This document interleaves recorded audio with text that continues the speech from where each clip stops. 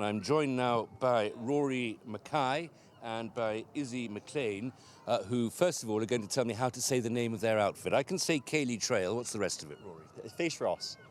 And Fèis means festival, Ross means Rossshire, which is in the Highlands of Scotland. Well, I know where Ross is. That's. I can't speak the language. I've seen the maps, though. Thank you both very much for joining us. That was an absolutely astonishing performance in there. Absolutely beautiful. Thank you. Izzy, you've brought your instrument with you. Do you ever regret not playing the mouth organ? I do. It's a problem. Everywhere I go, I have this to carry around with me, but it's worth it for playing it.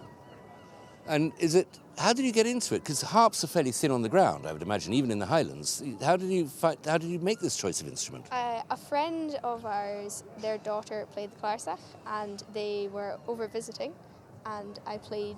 They were like, "Oh, you can have a go," and I was like, "Oh, I like this." What word did you use? Played the Clarsach. clarsach. Clarsach is the Gaelic word for the harp.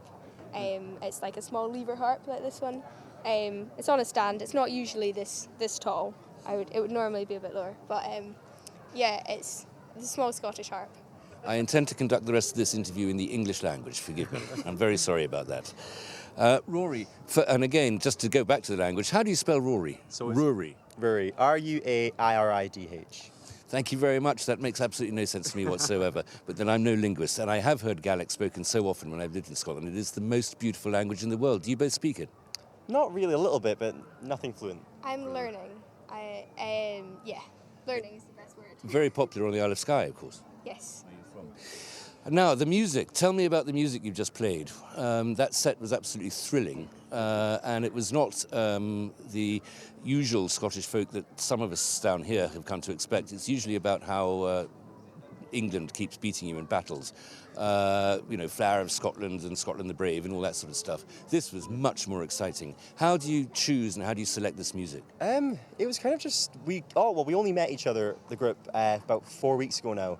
And so because we've come from all across the country, we all brought our own repertoires with us. And we kind of we would teach our tunes or we'd find common ones that we all kind of knew, and it all came together. So it's quite a mix of old traditional Scottish tunes and then some more modern ones by younger composers, and it's just putting them together, what sounds nice and what we enjoy. It's nice. There's a lot of instrumental music from all places in Scotland, and because we're all from such different areas, we've all grown up with different tunes, and so it's very nice to come together and teach each other what we know and sort of collect different tunes from different places. Well, you make a very brilliant point, because there are so many different, and Scotland's almost not even one country. There are so many different traditions and cultures and almost nationalities within the northern half of the island of Great Britain. So you must occasionally have to abandon your darlings, and ones that you'd absolutely love to play don't make it to the cut. Is that the case? Yeah, definitely a few were missed, I think. There's always sacrifices. Definitely always sacrifice. But then again, you also learn a lot of new tunes from across the country, and then you end up loving them even more. So it's a good way to learn. And your outfit is very much, I'm sorry, I keep saying your outfit because I can't say your name. I beg your pardon, I don't have the tonsils for it. Your outfit is very much Highland. There's no lowland influence or central belt influence there. It's very much the Highlands and the islands, in your case, Izzy, but that coastal tradition. The project itself is based in the Highlands, but we are from all over Scotland. We have one member from near Glasgow and one from the borders as well as us, which are more northern. Yeah. So we've kind of got a whole range of music, and also Caleb, who is from Melbourne, Australia. So he's brought all sorts of tunes. That's been quite interesting. Okay, well, the Borders is practically tropical compared to Ross, and Melbourne, it is an international outfit. I mean, it's not you tour Scotland most of the time, quite a long way away from home to come down here. But you are international as well, or you have international people joining you?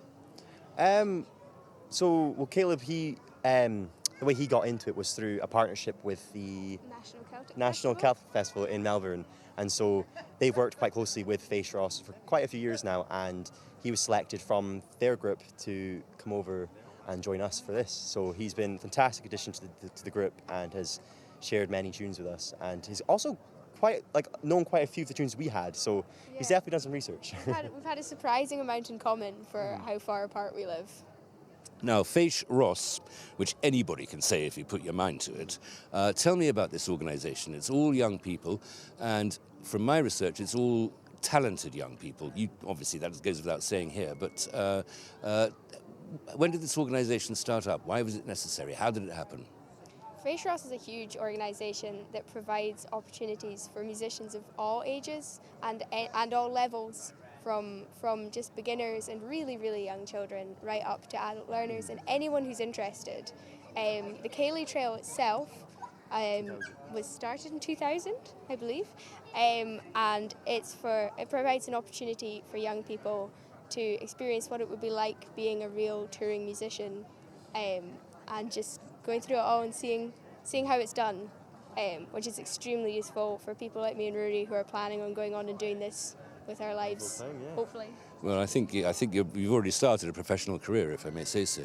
It's also, I guess, it's a bit of an adventure, and it's extremely sociable. Yeah, it's a lot.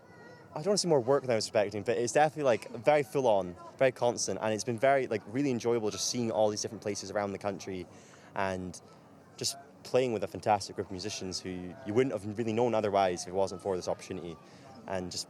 Yeah, it's been really good fun. We've got about a week left, and it's going to be quite sad to be over, but It's lovely. We feel very lucky to be able to take part in this. Now, Highland music, Scottish music, I won't be too Highland about it, but there's a great tradition. But how healthy is it? I mean, is it necessary to have these organisations to encourage young people to take up that folk music, that great cultural tradition of Scotland? I'd say definitely. Fèis Rois, I grew up in Easter Ross, which is where the organisation is based, and I know growing up when I was in school, when I was really young, they would come round to the schools, all the individual primary schools, and they provide different musical opportunities for the younger ones. We're all provided with tin penny whistles and learned different songs, and it was just really good fun growing up. So to still be working or with them at my age now, it's pretty incredible, I think, just having that constant through my life so far. It's sort of a matter of meeting your heroes, as it were. In a way, yeah, it's definitely provided that a lot, because they have lots of different freelance artists who've joined them for different workshops and classes, and you just become friends with these people. So it's definitely a fantastic group to be part of. The folk tradition is healthy in Scotland, as I know very well, but not always in the concert hall or the big tent or the grand venues. The real heart of folk in Scotland is, well, it's in pubs, really, isn't it? I mean, you're both over 18. I'm not suggesting that you're boozers, although if you're not, then try it. It's nice. But are you as happy working, by a roaring fire in some pub somewhere as you are in a tent like this? I think it's a very sort of cosy family tradition, just traditional music in general. I know I started playing and started hearing music in our local pub when I was about this tall. But you were over 18 at the time? Of course. But my parents used to play at a session in a pub near our house, and me and my brother would go along in the afternoon and sit in the corner reading books and listening to the music. And I think that's a really big part of what shaped me as a musician, is just always having it around you. And I think that's a really lovely thing about traditional music, is that it's all around you, and it's very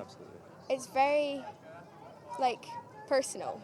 There's such a massive community in the traditional music scene, and that everyone gets to know everybody in a way, and you learn a lot about people just through the tunes, just by playing with them. You just become good friends with them all. So it's role really models fun. and friends Absolutely, and colleagues and family. You have painted a picture of true civilization for me. Thank you both very much, and thank you for the beautiful music this afternoon. Absolutely wonderful.